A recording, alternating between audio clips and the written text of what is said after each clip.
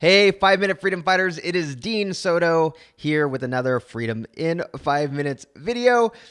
Today, we're going to talk about why grow. Not why grow your business, but why grow your organization. So, man, the thing that you hear it all the time, right? You hear it all the time when you have your own business. People will come and they'll ask you as soon as they find out that you're an entrepreneur, they'll say, "Wow, that's cool. How many employees do you have? How big is your business?" And they're looking for a specific answer, not a specific answer in the terms of numbers, but in whether or not you have, say, a few employees, 1, 2, 3, 4, 5, or if you have 10, 20, 30, and so on. For me, it's about the 10 to 20 mark where they start thinking, man, this guy has a big business, right? This guy must be really successful. This company must be absolutely crushing it, right? Well, here's the deal is that we are trained to see big organizations as equaling big money and equaling success, right? But in reality, that traditional way of looking at business, that traditional way of looking at an organization falls short because there's so many things nowadays that allow you to not have to grow and take on that much overhead. So back in the day, I was working with this one company. They were an Amazon company. They're not an Amazon company. They sold on Amazon, I should say. They're an Amazon third-party company. And they had this big warehouse in Orange County, as well as I want to say it was East Coast, somewhere on the Midwest, East Coast as well. And they were selling millions and millions and millions of products on Amazon, and I think some other places as well. But I was helping them with some marketing consulting. This was before I started really doing the operations. I didn't even look and see, I didn't see myself as being able to help them at that particular point in time, even for systems and consulting and operations, because at that time I was looking at him going, wow, I was completely intimidated. Here's this company that had, at least in one warehouse, they had about 30 employees, huge warehouse, taking in pallets and pallets and pallets of products, processing those products, putting labels on those products, doing all that other stuff. They had a research and development crew that would research how to create private label products on Amazon. And they had this other they were selling on eBay. They would take pictures on eBay. And then they just had all of this stuff going on. And I'm like, man, they have it all together. This is absolutely just 100% a business that's crushing it, right? Well, come to find out, after working with them for a while, a couple of things started popping up. Well, if someone were to leave, so they would have these employees, but if someone were to leave, they would immediately, they'd have to have 2 or 3 people take that person's place, because there was no process, there was no standard operating procedures, nothing written down, documented, at least on a grand scale, for having like a user manual or employee manual or standard operating procedure. And you'd have 2 or 3 employees, boom, having to take their place. And then the other thing was, you would see that when they had a specific need, they would hire a specific person, right? They had a need. If they had a need, so for example, somebody to do social media marketing on Instagram or on Facebook or whatever, they'd hired somebody who can do social media marketing on Facebook and Instagram and so on. If they needed somebody to list products, they'd hire somebody to list products, and the organization would grow and grow and grow and grow and grow until it started just eating up a lot of the profit that was coming in the first place. And then the dependencies would occur. The dependencies on those particular employees would start occurring. But of course, at the time, I'm looking at this going, I didn't even see that at first when I was first looking, going, wow, this is a great organization. And this type of thing actually happens over and over and over again, where as a business owner, we sometimes equate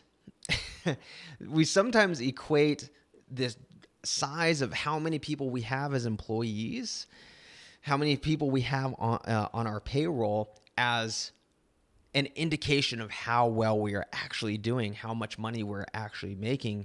And I'm saying actually a lot, but whatever. I apologize for the redundancy, but we do that very, very often, right? Well, here's the thing: is why grow? Why grow? I have this one client right now who has one of our virtual systems architects part-time at a fraction of the cost of a normal employee, and they were they were able to let go of somebody who was a full-time person, and that full-time person was not adding value to the organization at all. And the virtual systems architect was only part-time, took over that position, and they're still able to grow and expand their business part-time. Somebody part-time who's a fraction of the cost of the person who was working full-time. So what am I getting at? What I'm getting at is there are a couple ways where you do not have to grow. Okay. One is the effectiveness of your current staff. The effectiveness of your current staff. Are there people there who are actually adding value to your company? Are there people there? And this is a harsh conversation. I know it. Nobody likes to let go of people. And you're probably thinking, Dean, man, you are heartless. You are, I mean, there goes a 40-hour person because you came in with one of your virtual systems architects and they ended up losing their job. And I feel bad. I honestly do.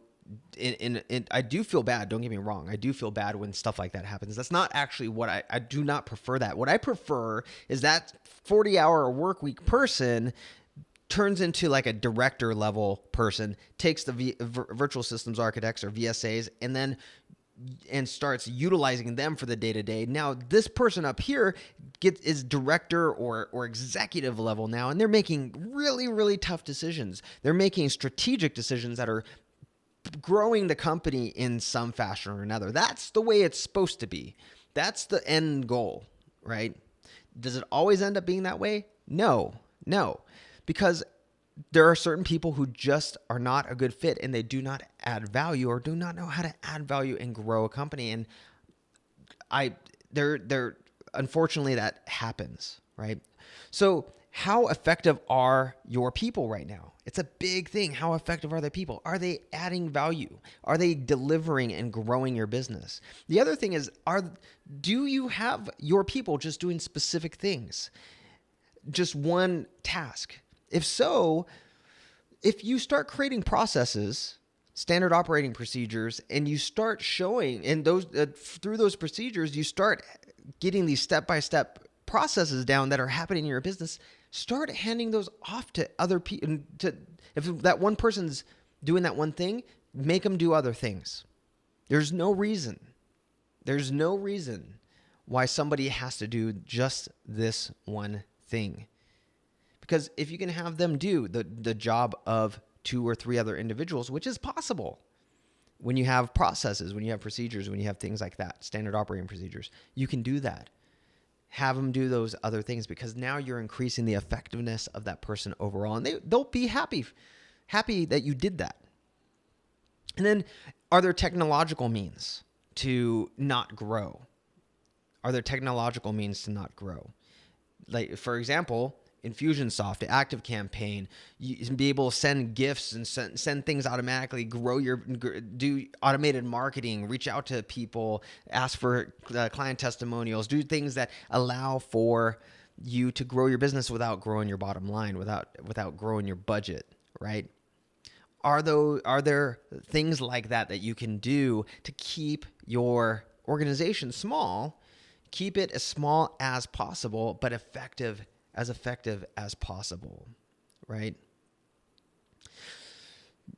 The more that you're able to do that, as you do grow and you start needing an additional person, you start needing that new person, it's because you actually truly need that person. You actually truly need that person to grow. And when you hire that new person, boom, you have them doing the work of 2 or 3 other people. And that sounds far-fetched, but you can do that when you have standard operating procedures. Have them do the work of 2 or 3 people. And every time you grow, you know that you're getting the best bang for your buck. Okay. So anyway, this is Dean Soto. Don't worry if your organization is small, right? Trust me, I feel like when I would get the question and I'd say, oh, I only had 5 people, 6 people, or whatever. I used to feel that way too. But it is an advantage. It is not a disadvantage. Okay, so this is Dean Soto, Freedom in 5 Minutes. I'll catch you in the next video, and we are going to be talking more about staying as effective as possible. So if you want to check out freedomin5minutes.com, go check that out. Get your virtual systems architect, or at least go and check out the masterclass. All right, catch you in the next video. See ya.